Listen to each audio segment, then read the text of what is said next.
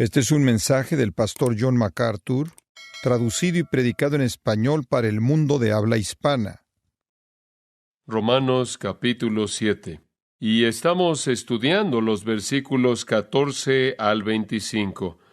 Y leeremos esos versículos en tan solo un momento para que tenga el flujo de este texto importante en particular. Un joven, más bien trivial y burlón, le preguntó a un predicador en un tono burlón: ¿dice usted que la gente no salva carga con un gran peso de pecado? Francamente, él dijo: no siento nada. ¿Qué tan pesado es el pecado? ¿5 kilos? ¿25 kilos? ¿40 kilos? ¿50 kilos? El predicador pensó por un momento y respondió amablemente: si colocaras un peso de 200 kilos sobre un cadáver, ¿sentiría la carga? El joven rápidamente dijo: claro que no, está muerto. A lo cual el predicador respondió para enseñarle el punto: el espíritu que no conoce a Cristo está igualmente muerto, y aunque el peso es grande, no siente nada. Pero quiero decirle que el creyente no es tan indiferente hacia el peso del pecado como lo es el incrédulo, sino que más bien, por otro lado, el creyente es hipersensible al pecado. Y habiendo venido a Jesucristo, sus sentidos son despertados a la realidad del pecado.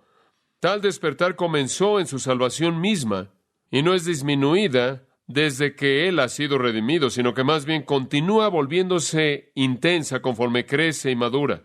Dicha sensibilidad motivó a un santo tan grande como Crisóstomo a decir: no temo a nada más que el pecado. Un incrédulo, cuando es confrontado por el mensaje de salvación por la gracia libre en Cristo, dijo: si yo creo en esa doctrina, que la salvación es libre y es una muestra de gracia y solo es un asunto de fe, si pudiera estar seguro de que puedo convertirme de una manera tan fácil, creería y entonces me llenaría de pecado.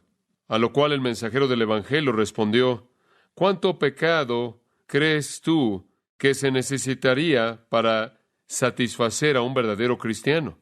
La respuesta a eso es: simplemente un poco es más de lo que podemos tolerar. Venir a Jesucristo trae el sentido de pecado al corazón y a la mente. Y yo creo que un verdadero cristiano siente ese peso de pecado de una manera en la que un incrédulo no lo siente en absoluto. Y en caso de que se pregunte si de hecho están muertos a ese peso, recuerde Efesios 2, versículo 1, y Él os dio vida a vosotros cuando estabais muertos en delitos y pecados. Pero un verdadero cristiano se siente sensible al pecado, odia la maldad que está en él, no busca llenar su vida de pecado bajo la gracia, sino que más bien busca vaciar su vida de pecado. Es tan desagradable para él. Ahora, cuando usted ve el Nuevo Testamento, claro, el creyente se vuelve aún más sensible a eso. Encontramos, por ejemplo, en Efesios capítulo 4, versículo 30, que cuando pecamos, el Espíritu Santo es contristado, y no buscamos contristar o entristecer al Espíritu Santo. En 1 Corintios 9:27 encontramos que cuando estamos involucrados en pecado, nuestra vida se vuelve impotente.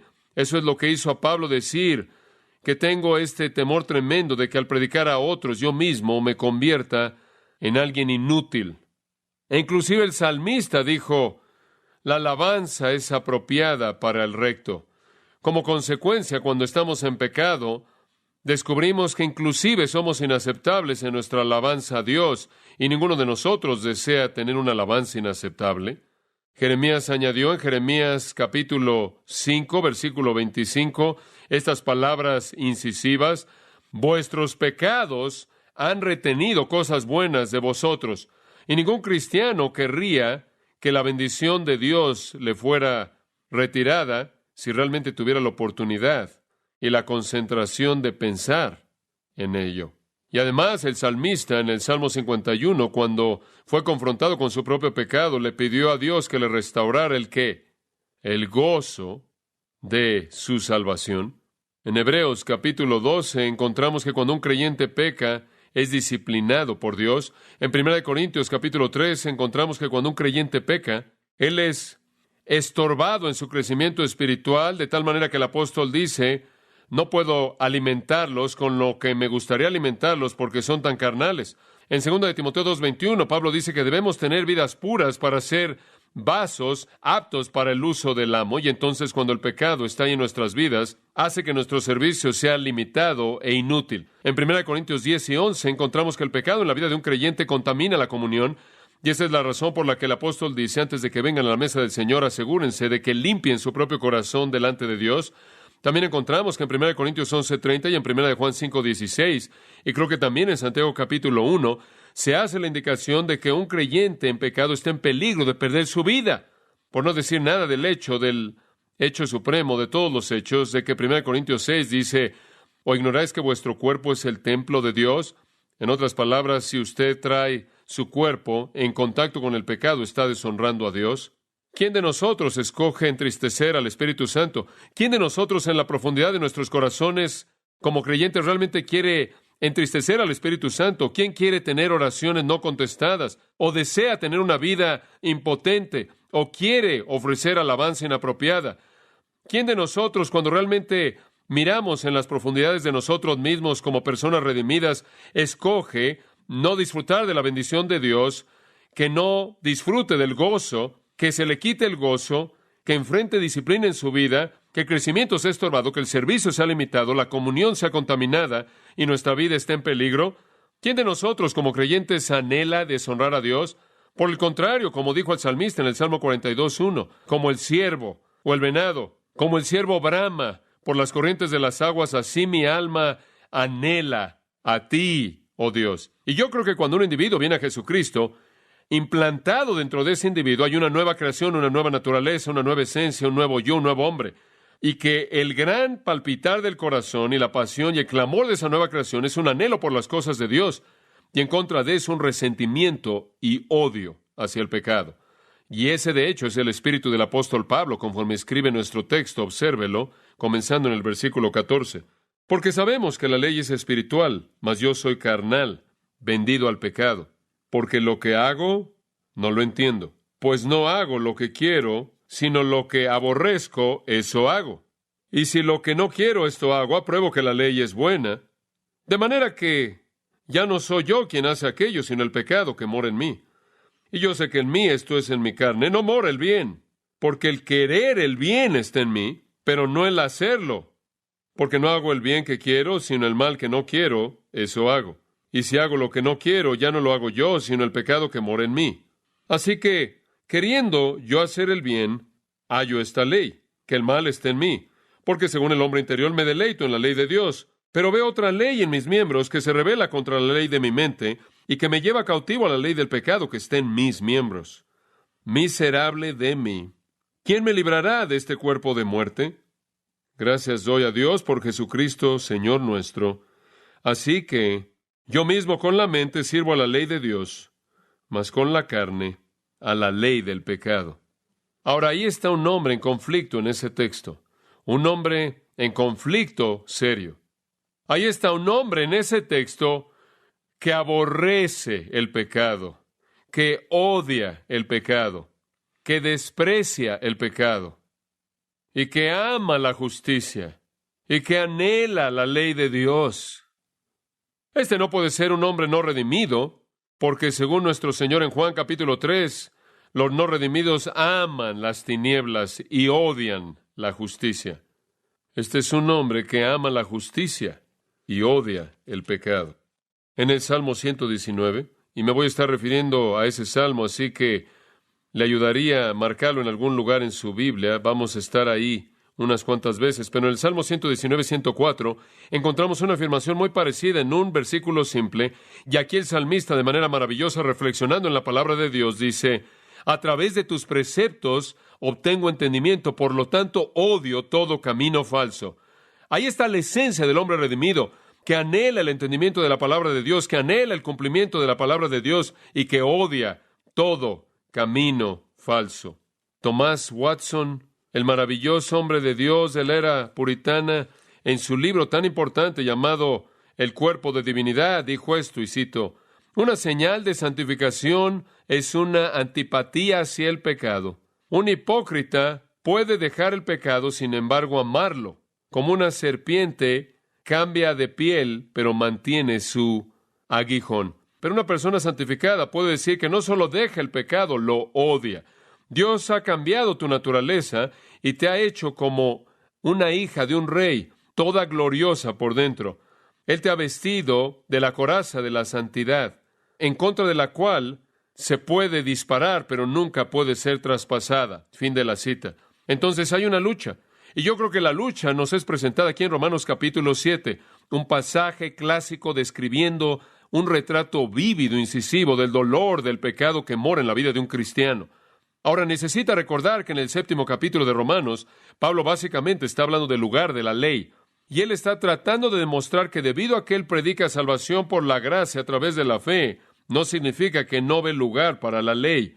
Esto no es decir a los judíos que estiman la ley que él no la estima. Él simplemente está dándole su función apropiada. Y su función apropiada no es salvar a la gente o santificar a la gente, sino convencerlos de pecado y mostrarles, como indica el versículo 13, la pecaminosidad excesiva del pecado.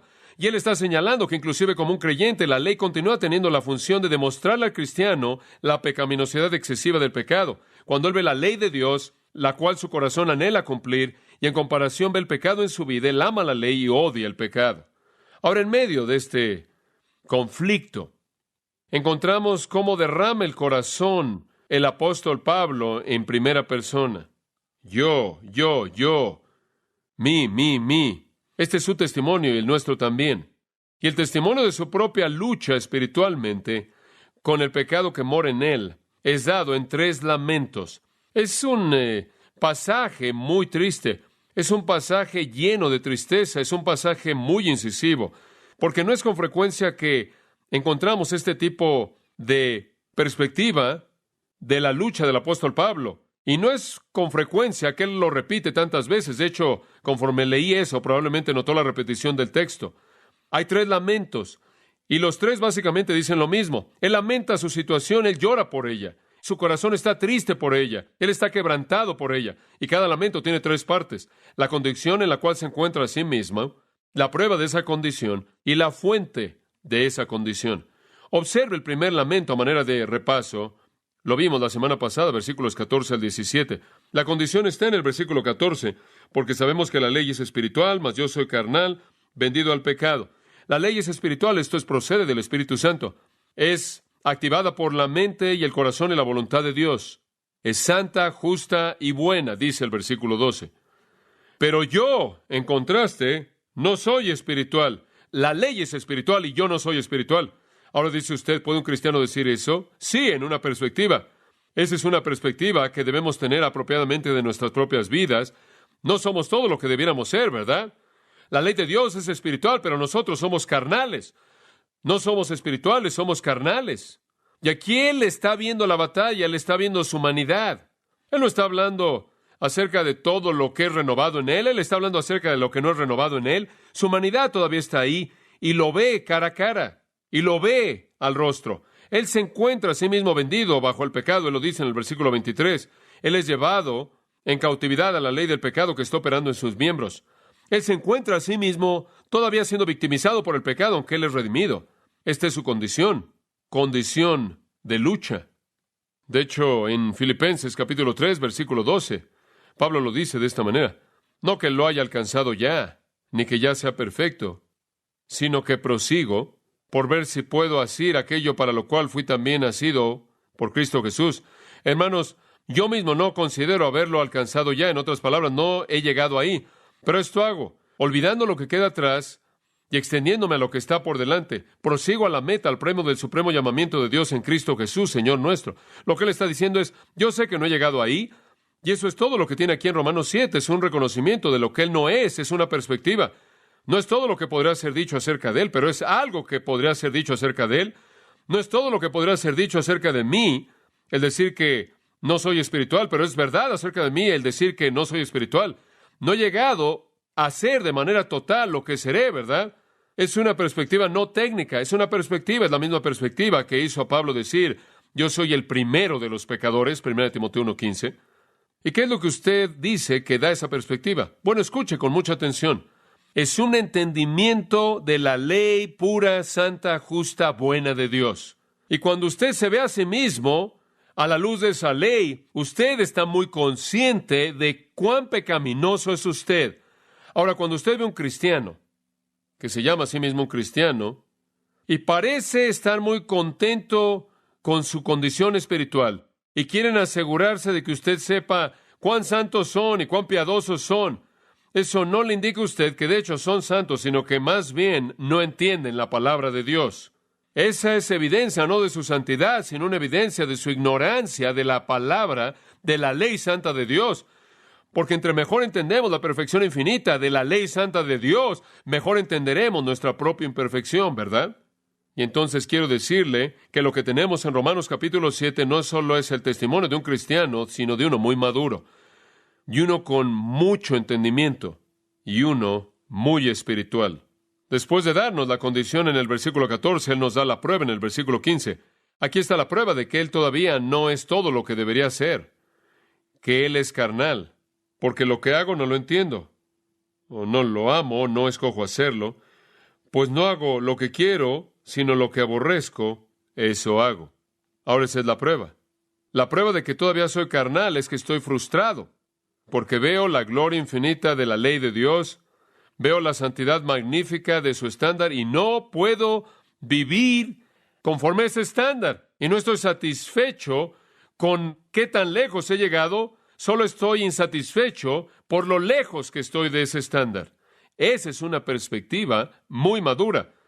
Es algo muy inmaduro pensar que usted realmente ha llegado al máximo nivel de espiritualidad. El apóstol Pablo dice, no lo he alcanzado, no he llegado a eso, sino que prosigo a la meta. Veo la meta y me estoy moviendo, no estoy ahí. Esa es la humildad que viene de una percepción espiritual correcta. En lugar de congratularnos a nosotros mismos acerca de cuán santos somos, si realmente entendemos la ley de Dios, vamos a vernos a nosotros mismos quedando cortos de ella. Y ahí es donde Él está. Y esa es la razón por la que de nuevo esto nos lleva de regreso al quebrantamiento y a la humildad que caracteriza al verdadero seguidor del Salvador. Y después Él habla de la fuente, porque si usted dice, bueno, Pablo, tú eres salvo, tú eres redimido, digo, ¿de dónde viene esto? Versículos 16 y 17 nos dan la respuesta. Y si lo que no quiero esto hago, apruebo que la ley es buena. No hay nada de malo con la ley, porque no la pueda guardar, no quiere decir que está mal. ¿Cuál es tu problema, Pablo? De manera que ya no soy yo quien hace aquello, sino el pecado que mora en mí. Ahora mi condición es que estoy en una lucha. La prueba de ello es que no siempre hago lo que quiero hacer. Y algunas veces lo que realmente no quiero hacer en lo más profundo de mi ser. Y la fuente de todo esto es el pecado que está en mí. Y ahora el yo y el mí en el versículo 17 se vuelven técnicos. Él dice yo en el versículo 14 de manera muy general, yo soy carnal. Pero ahora Él se asegura de que entendamos lo que Él quiere decir en el versículo 17. Ya no soy yo. Y el ya no, ¿se acuerda? Hablamos de eso, de uketi. Ya no más desde cuándo, desde la salvación. Desde que he sido salvo. Ya no soy yo el verdadero yo, el yo renovado, el yo recreado, el que hace eso, sino que el pecado que mora en mí. Y entramos en eso a cierto detalle. El yo entonces se vuelve un término técnico. Ahora, ¿cuál es el conflicto? El conflicto en la vida de un creyente es un conflicto entre una nueva creación que es santa, la cual está creada para la eternidad, la cual es la simiente eterna, la cual no puede pecar, y eso está en usted, ese es el verdadero usted, ese es el usted básico, el usted recreado. El conflicto es entre ese redimido usted y su mortalidad no redimida, su humanidad no redimida, la cual todavía está presente. Y ahí es donde yace su lucha. Y ese es su lamento. Y yo creo que todo hijo de Dios que realmente está caminando en obediencia con la mente del Salvador, lamenta la realidad de su pecado. Yo veo al creyente en 1 Juan 1, 8 al 10, que no niega su pecado, sino que ¿qué? Confiesa su pecado. Lo oigo en el Salmo 38, 18, diciendo, porque yo declararé mi iniquidad, lamentaré mi pecado. Lo oigo en el Salmo 97, 10, vosotros que amáis a Jehová, aborreced el mal. Yo creo que la persona verdaderamente regenerada odia el pecado y enfrenta el hecho de que, aunque él ha sido recreado, y hay una nueva naturaleza ahí, esa nueva naturaleza todavía está encerrada, por así decirlo, en humanidad, y ahí yace la lucha. Entonces, aunque somos redimidos, el pecado se aferra a nuestra carne, nuestra mortalidad, nuestra humanidad no redimida, y esto evita que veamos el cumplimiento del anhelo profundo del corazón que anhela la perfección de la ley de Dios. Y algunas veces esto no solo se manifiesta antes de que usted peque, sino que se manifiesta después, y se manifiesta en su culpabilidad y en su sentido de tristeza y en su sentido de contrición. Veamos el segundo lamento, y es simplemente como el primero. Versículo 18. El patrón aquí es idéntico. Aquí viene la condición. Y yo sé que en mí. Ahora, ¿de qué en mí estás hablando? ¿Simplemente el tú general, el tú entero, el tú nuevo, la creación nueva? No, en mí. ¿Qué parte de mí? ¿Mi qué? Esto es mi carne. Y aquí él habla en términos técnicos. Él no quiere que perdamos la distinción que acaba de hacer en el versículo 17, de que no es realmente él, es el pecado que mora en mí. Y después en el versículo 18 él dice, el pecado mora en mi carne. Entonces no es realmente yo, no es el nuevo yo, no es el yo recreado, no es el divino, no es la naturaleza divina, la naturaleza incorruptible implantada en mí, no la simiente eterna que no puede pecar. No es ese yo, es mi carne. Y yo sé que en mí, esto es, en mi carne, no mora el bien. No ve ninguna cosa buena en mi humanidad no redimida. Y entonces él dice en mí, pero él particulariza ¿qué parte? Esto es, en mi carne. Y ahí, creo yo, lo ubica en términos del lugar del pecado. El pecado se encuentra en la carne. Y como hemos dicho antes, y lo vuelvo a decir, que la carne es nuestra humanidad. No es necesariamente en sí misma, y por sí misma no es necesariamente mala, pero ahí es donde el pecado encuentra su base de operación.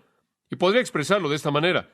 Pablo limita el área de corrupción en el creyente a la carne, a la mortalidad no redimida. Esa es la razón por la cual, amados, cuando ustedes mueren y dejan este cuerpo, ningún cambio necesita ser llevado a cabo para que usted entre a la gloria eterna, porque todo lo que usted necesita para estar listo no es el que se le añada algo a usted, sino que se le quite algo a usted. Y entonces él limita el área de pecado al estado caído de su mortalidad no redimida. Ahora note, si es tan amable, que él dice, esto es en mi carne. Él ya no está en la carne, como descubriremos en el capítulo 8, versículos 5 al 8, sino que la carne está, ¿qué? En él. Todavía está ahí. Y por cierto, la gente no salva, solo son carne y nada más. Ahora, la prueba de esta condición es dada en el versículo 18 de nuevo.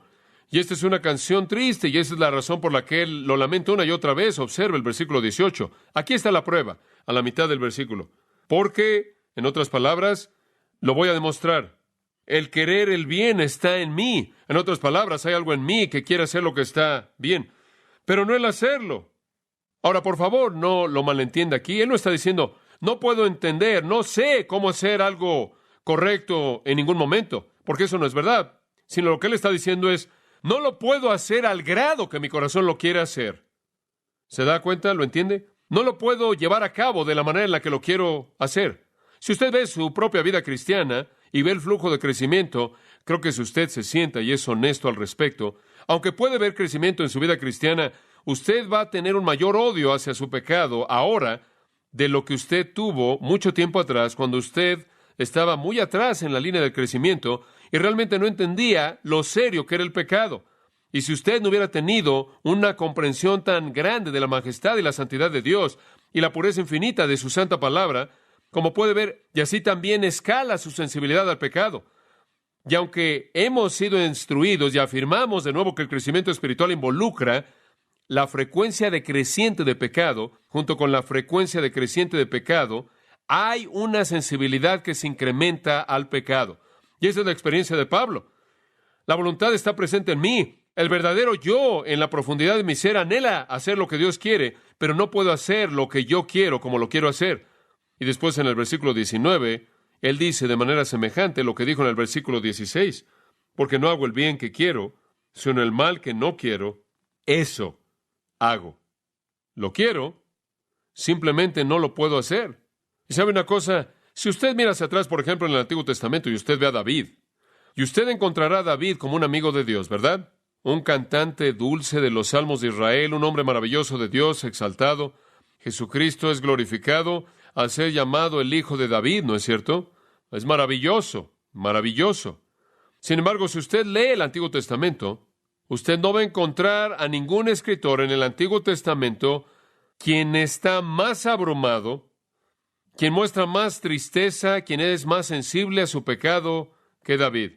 Es David quien clama a Dios a lo largo de los salmos, particularmente el Salmo 32 y 51, pero no solo esos salmos. Quien clama a Dios por misericordia. Quien clama a Dios por misericordia. Quien clama a Dios por compasión en medio de su pecaminosidad. Y fue David quien estaba tan cercano al corazón de Dios que cualquier pecado en su vida se volvió causa de que él tuviera un corazón quebrantado. Entonces, la lucha aquí, para mí, de manera evidente, es la lucha del hombre regenerado. La gente no salva, ni siquiera entiende este tipo de actitud. Después él viene de nuevo a la fuente en el versículo 20. La condición, la prueba y la fuente. Y si hago lo que no quiero, ya no lo hago yo, sino que el pecado que mora en mí. Exactamente lo que él dijo en el versículo 17. Ya no soy yo. ¿Qué quieres decir ya no más? Ahí está ese ya no más de nuevo. ¿No más desde cuándo? ¿Desde qué? La salvación antes de la salvación, como usted sabe, la gente no salva. No puede estar en este capítulo porque no hay ya más para ellos. No hay ya más. Nunca hubo un cambio. Nunca ha habido un momento en el que las cosas han sido diferentes. ¿Qué es lo que el no más significa en un incrédulo? No hay un no más. Siempre ha sido igual.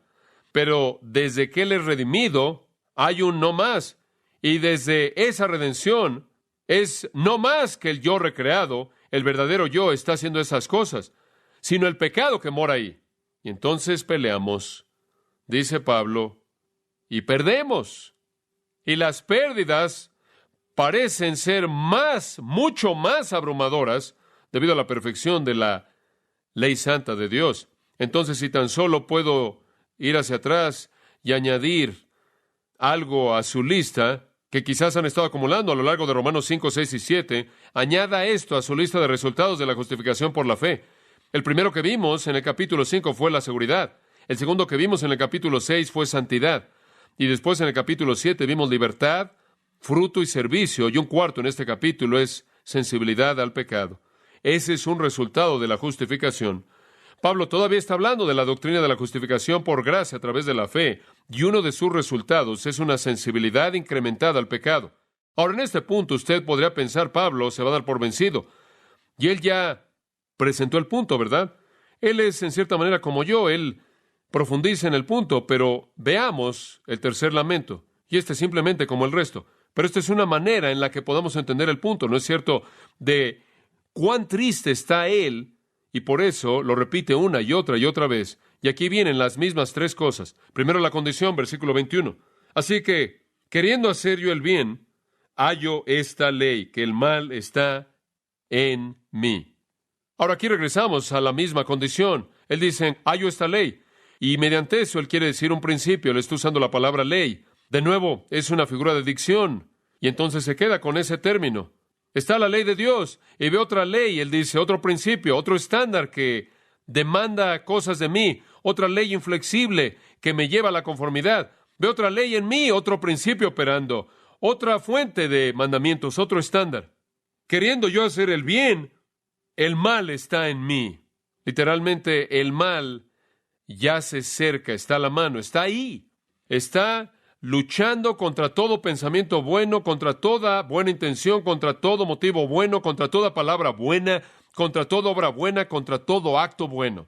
No está lejos, no está a distancia, nunca ha sido erradicada, como algunos teólogos nos dicen, que usted llega al punto en el que su naturaleza de pecado es erradicada, y después dicen, a partir de ahí usted no peca, simplemente usted comete errores.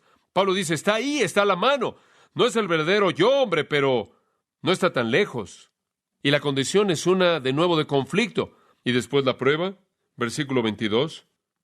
¿Cómo puedes probar esto de nuevo? Bueno, según el hombre interior me deleito en la ley de Dios. Ese es un lado del conflicto. En su hombre interior, él se deleita en la ley de Dios. Y de nuevo, lo llevo al Salmo 119, el cual creo que es el mejor paralelo del Antiguo Testamento, de Romanos 7. No sé si alguien ha dicho esto antes, pero me gustaría sugerir eso.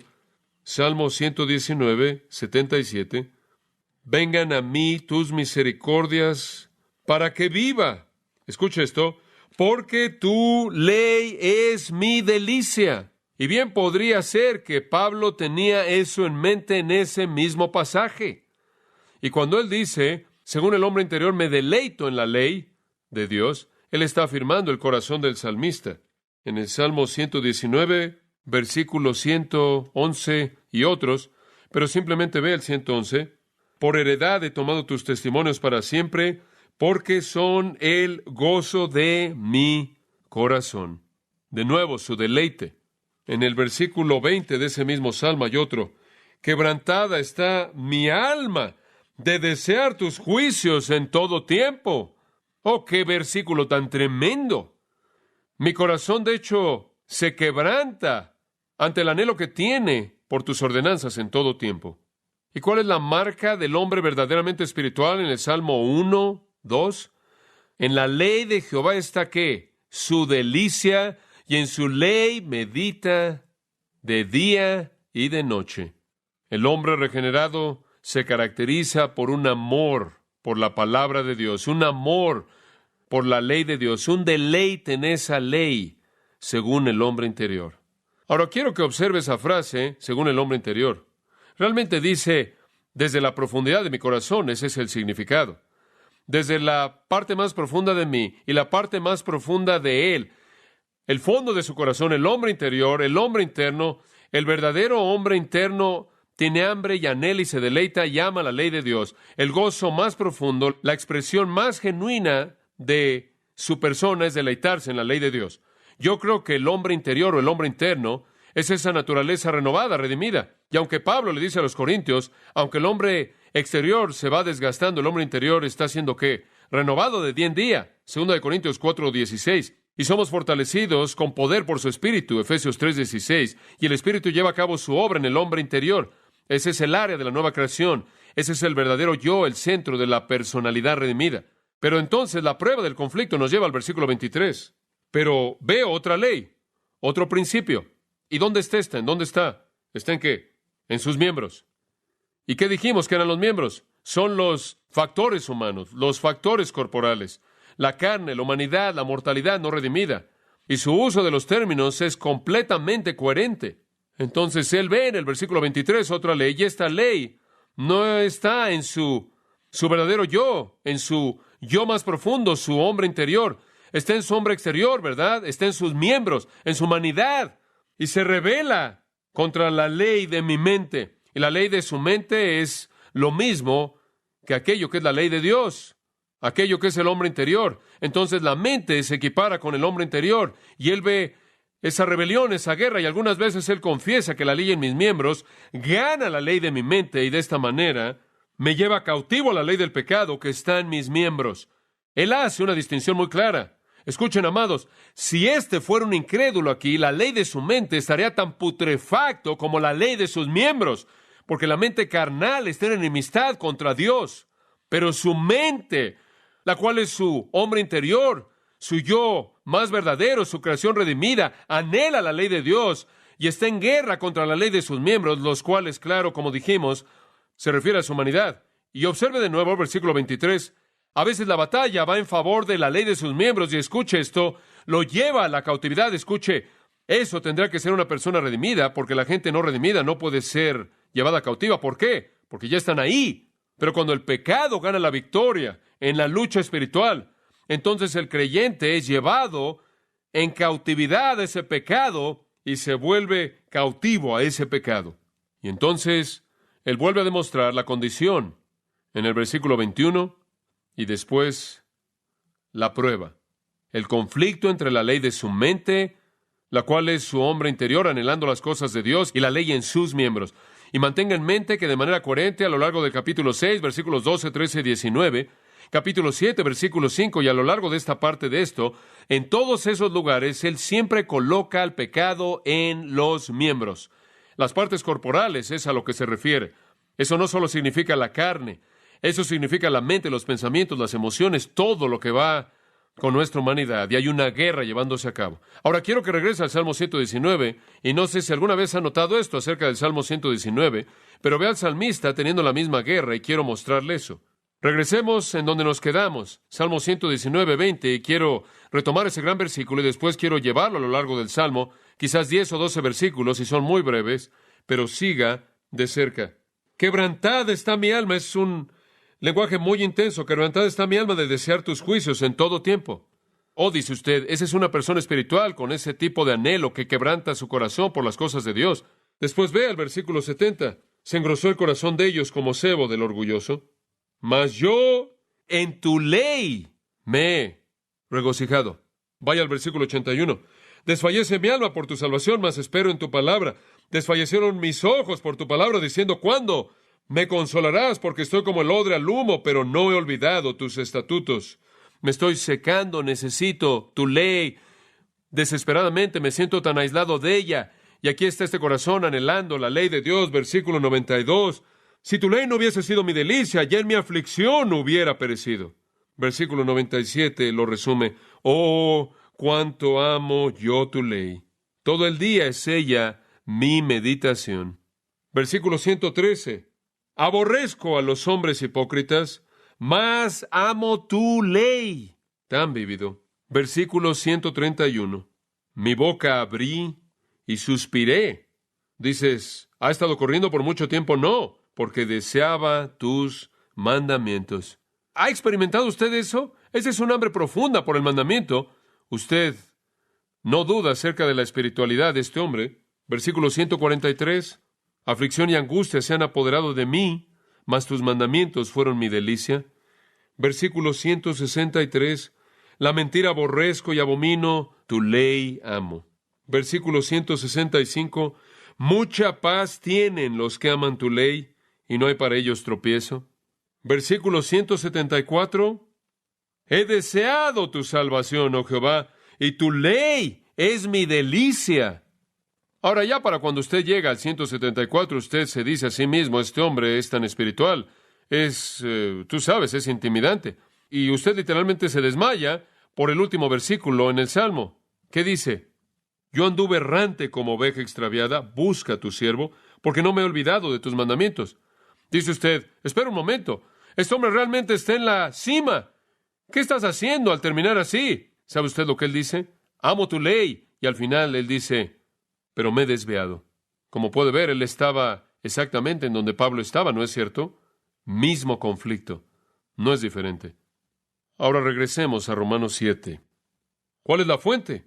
La prueba está en la primera parte del versículo 23, donde dice, pero veo otra ley en mis miembros, que se rebela contra la ley de mi mente y que me lleva cautivo a la ley del pecado que está en mis miembros. ¿Cuál es la fuente? Bueno, está ahí, en ese mismo versículo. Que me lleva cautivo a la ley ¿de qué? Del pecado que está en mis miembros.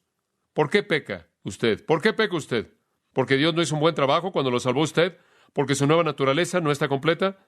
¿Porque no está preparado para el cielo todavía y todavía tiene que ganarse su derecho de entrar? No. ¿Por qué peca? ¿Por qué? Porque el pecado todavía está en usted, en su humanidad. Y tiene que ser un creyente porque los incrédulos no son llevados cautivos al pecado, ya están ahí. Y sus miembros, su humanidad, incluye su mente y su emoción, sus sentimientos, su cuerpo y todas esas cosas. En 2 Corintios, capítulo 10, versículo 3, porque aunque andamos en la carne, no peleamos según la carne, porque las armas de nuestra milicia no son carnales, sino poderosas en Dios para la destrucción de fortalezas. Me encanta eso. Él dice, ¿saben una cosa? Aunque tenemos que andar caminando en esta carne, cuando usted habla del verdadero yo, realmente no es carne en absoluto, ¿verdad? Las armas con las que peleamos no son carnales, son espirituales. 3 lamentos, y enfatizan la condición del creyente, es una condición de conflicto. Enfatizan la prueba de eso, la incapacidad de hacer la voluntad de Dios al grado que sabemos que debemos hacerlo. Y enfatizan la fuente de eso, el pecado que mora en el creyente. El verdadero creyente, el creyente espiritual, el creyente piadoso, clama por ser liberado de esto. Y como si 3 lamentos no fueran suficientes, él expresa una queja de dolor en el versículo 24. Una queja de dolor que excede a los otros lamentos. Una queja que va más allá de cualquier cosa de lo que él ha dicho. Él simplemente clama en la aflicción y la frustración y dice, miserable de mí. Y usted se dice a sí mismo, ¿puede este ser el apóstol Pablo? ¿Puede este ser un cristiano?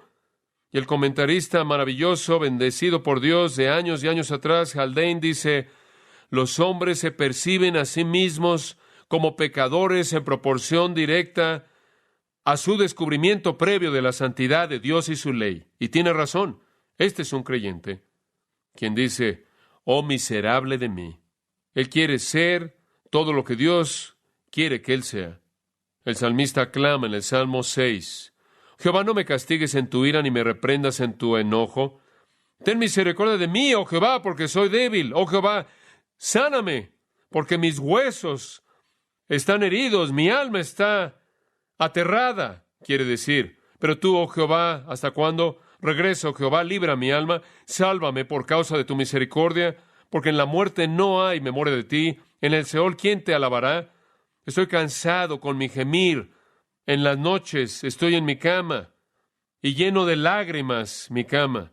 Y lo que el salmista está diciendo es esto: estoy tan cansado de no ser todo lo que debo ser. En el Salmo 38, Jehová, no me reprendas en tu furor ni me castigues en tu ira, porque tus saetas cayeron sobre mí ha descendido tu mano. Nada sano hay en mi carne a causa de tu ira, ni hay paz en mis huesos a causa de mi pecado. Porque mis iniquidades se han agravado sobre mi cabeza, como carga pesada se han agravado sobre mí. Hieden y supuran mis llagas a causa de mi locura. Estoy encorvado, estoy humillado en gran manera, ando enlutado todo el día, porque mis lomos están llenos de ardor y nada hay sano en mi carne. Estoy debilitado y molido en gran manera, gimo a causa de la conmoción de mi corazón. Señor, delante de ti están todos mis deseos. Dice usted, si todo tu deseo está delante de él, ¿cómo puede estar en ese desastre? Ahí está la batalla, ¿no es cierto? Y David está diciendo lo mismo que Pablo. Miserable de mí. Mi corazón anhela, mi fortaleza me falla. Él quería ser más de lo que él era. Él se encontró, se halló a sí mismo debilitado por su humanidad. En el Salmo 130, de lo profundo, Jehová, a ti clamo. Señor, oye mi voz, estén atentos tus oídos a la voz de mi súplica. Si mirares los pecados, ¿quién, oh Señor, podrá mantenerse? Pero en ti hay perdón para que sea reverenciado. Esperé yo a Jehová, esperó mi alma en su palabra. He esperado. Aquí de nuevo clamando a partir del pecado. Alguien que es piadoso. Así son los redimidos. Miserable de mí. Y después él hace una pregunta en el versículo 24. ¿Quién me librará de este cuerpo de muerte?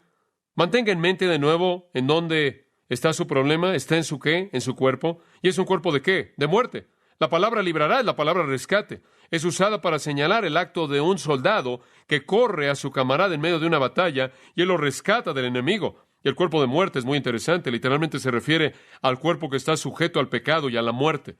Es la mortalidad no redimida de nuevo. Y de nuevo, los términos son coherentes. Es el cuerpo, los miembros, la carne. Se ha reportado que cerca de Tarso, en donde Saulo nació, había una tribu de personas que aplicaban una pena terrible en contra de un homicida. Cuando una persona asesinaba a alguien, su costumbre consistía en amarrar el cadáver muerto al asesino cara a cara, nariz con nariz, pecho a pecho, muslo con muslo, pie con pie. Ese era el castigo hasta que la putrefacción del cuerpo muerto mataba al asesino. Y estaba amarrado con tanta fuerza que no podía liberarse a sí mismo. Y solo se necesitaban unos cuantos días para que la corrupción de la muerte pasara al vivo y le quitara la vida. Y Pablo se ve a sí mismo y ve eso en su propio caso y percibe que está cara a cara, pecho a pecho, muslo a muslo, a algo que está muerto y corrupto y que lo está matando y clama, miserable de mí, ¿quién me librará? ¿Hay esperanza? Hay esperanza. Versículo 25. Gracias doy a Dios por Jesucristo, Señor nuestro. Eso se oye como triunfo para mí, ¿no es cierto? Eso es certeza. ¿Qué estás diciendo, Pablo? ¿Es esto algún tipo de situación mística? ¿Cómo es que eres liberado del conflicto? Por Jesucristo, Señor nuestro. ¿Qué es lo que Él tiene en mente? Yo creo que lo que Él tiene en mente es expresado en el capítulo 8 de Romanos. Comenzando en el versículo 18, y vamos a entrar en esto más adelante. Pues tengo por cierto que las aflicciones del tiempo presente no son comparables con la gloria venidera que en nosotros ha de manifestarse. Y después Él habla acerca de la creación, anhelando la manifestación plena. Pase al versículo 23. Y no solo ella, esto no solo la creación gime, anhelando su gloria, sino que también nosotros mismos que tenemos las primicias del Espíritu. En otras palabras, tenemos al Espíritu Santo que mora en nosotros. Tenemos la nueva creación, tenemos la simiente eterna, tenemos la naturaleza divina. Y está ahí en nosotros, pero nosotros también gemimos dentro de nosotros mismos, esperando la adopción, la redención de nuestro ¿qué? De nuestro cuerpo. Como puede ver, estamos esperando la fase final de salvación porque en esperanza fuimos salvos. Todavía estamos esperando ese día cuando seamos liberados de manera total y redimidos en cuerpo como también en alma. Y yo creo que eso es lo que Pablo espera en el 7:25. Doy gracias a Dios, él dice, que el final del conflicto está por venir a través del Señor Jesucristo, y va a venir cuando Él aparezca, cuando seamos glorificados, o cuando entramos en su presencia y seamos glorificados. Allí es cuando el fin viene, el fin de la batalla. ¿Quiere oírlo en las palabras de Pablo en 1 Corintios 15? Aquí está. Cuando esto corruptible se vista de incorruptible, y cuando esto mortal se vista de inmortalidad. Eso es cuando él dice en el versículo 57, gracias sean dadas a Dios, quien nos da la victoria a través de nuestro Señor Jesucristo. Casi en la misma frase que él usa en Romanos 7:25. Y aquí él dice, gracias doy a Dios por Jesucristo, Señor nuestro. Y es el mismo día que él ve cuando esto mortal se vestirá de inmortalidad y esto corruptible se vestirá de incorruptible. Entonces él está mirando hacia adelante al momento de redención y él dice, lo veo y viene. Y estoy viviendo en esperanza que de hecho va a venir. Es lo mismo que él tiene en mente en 2 Corintios 5:4, cuando él dice, estamos en este tabernáculo y gemimos. ¿Por qué? Porque estamos cargados con nuestra humanidad y no queremos ser desvestidos, sino revestidos cuando la mortalidad sea tragada, absorbida por la vida. Es una gran verdad. Esperamos ese día. Es el mismo día que él tenía en mente al escribir a los Filipenses, cuando esperamos al Salvador, al Señor Jesucristo, quien transformará el cuerpo de la humillación nuestra para que sea semejanza de el cuerpo de la gloria suya. Esa es una esperanza triunfal, ¿no es cierto? Mientras tanto, versículo 25, hasta ese entonces, así que yo mismo con la mente sirvo a la ley de Dios, mas con la carne a la ley del pecado. ¿Sabe lo que él está diciendo? Hasta ese día, la batalla que sigue y sigue mientras que permanezcamos en la carne. Y continuamos clamando con Tennyson, oh, que un nuevo hombre se levante dentro de mí y someta al hombre que soy. Entonces la batalla no se va a acabar hasta que Jesús nos dé inmortalidad y lo incorruptible. Liberación completa espera hasta la glorificación. Ese es el punto. Pero eso no quiere decir que no podemos experimentar victoria aquí y ahora, ¿verdad? Y ese es el capítulo 8. Y ese es para 2 semanas a partir de esta noche. Pero entre ahora y ese entonces, el Espíritu Santo le va a ayudar a usted. Inclinémonos en oración. Quiero que tan solo tenga una palabra de oración en silencio conmigo por un momento. Y quiero que haga 2 cosas. En primer lugar, quiero que le agradezca a Dios por la nueva criatura que usted es. ¿Será tan amable de hacer eso? Que usted ha sido hecho nuevo en Cristo, listo para el cielo. ¿Será tan amable en agradecerle a Él por eso? Y después, ¿podría confesarle a Él que aunque usted ama su ley y usted anhela hacerla, hay algo en usted que se revela que lucha en contra de eso? ¿Y podría tan solo confesarle eso a Él con tristeza en su corazón y pedir que Él le dé a usted victoria